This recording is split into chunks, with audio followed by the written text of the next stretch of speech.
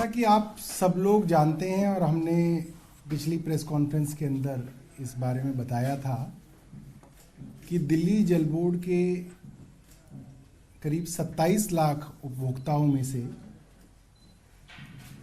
करीब 10.5 लाख से ज़्यादा उपभोक्ता ऐसे हैं जिनके एरियर्स पेंडिंग है, यानी कि उनका बकाया पैसा पेंडिंग है। और उसका बड़ा कारण ये है कि ज़्यादातर उपभोक्ताओं का ये मानना है कि जितने पैसे का बिल उनको दिया गया है उतना पानी उन्होंने कंज्यूम नहीं किया है।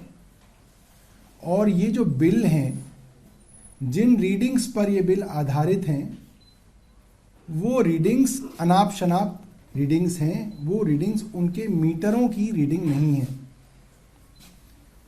और जैसा कि आप सब लोग जानते हैं कि कोरोना के समय में ये समस्या बहुत ज़्यादा बढ़ी थी, क्योंकि कोरोना के समय में मीटर रीडर्स लोगों के घर नहीं जाते थे और अपने दफ्तर में एवरेज के हिसाब से लोगों के बिल बना के भेजते थे। उसमें एक बड़ा हिस्सा ऐसा भी था जो कोरोना के दौरान अपने घरों में रहता भी नहीं था, पानी का कंजम्पशन नहीं भी करता था, तब भी उनके बिल बना के भेजे गए।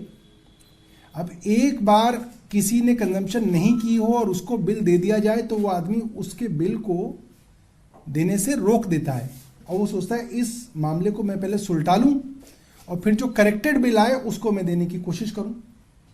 और इस तरीके के लाखों लोग जो जल बोर्ड के दफ्तरों में गए जाते रहे, उनकी समस्याओं का समाधान जल बोर्ड के रेवेन्यू डिपार्टमेंट ने नहीं किया। समाधान इतना कम हुआ कि ये प्रॉब्लम बढ़ती बढ़ती करीब 10.5 लाख लोगों की प्रॉब्लम बन गई, जिसके लिए जल बोर्ड एक वन टाइम सेटलमेंट स्कीम लेके आया था, जो जल बोर्ड के बोर्ड की मीटिंग के अंदर वो पॉलिसी पास हो गई थी। और पिछली बार जैसा कि हमने बताया था कि अब उसको कैबिनेट में ले जाने की तैयारी है।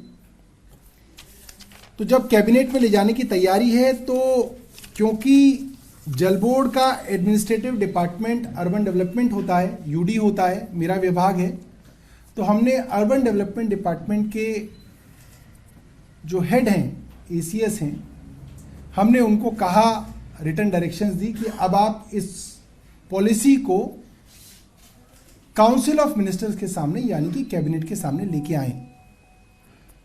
और बहुत हैरानी की बात है कि एसीएस यूडी ने ये करने से मना कर दिया है।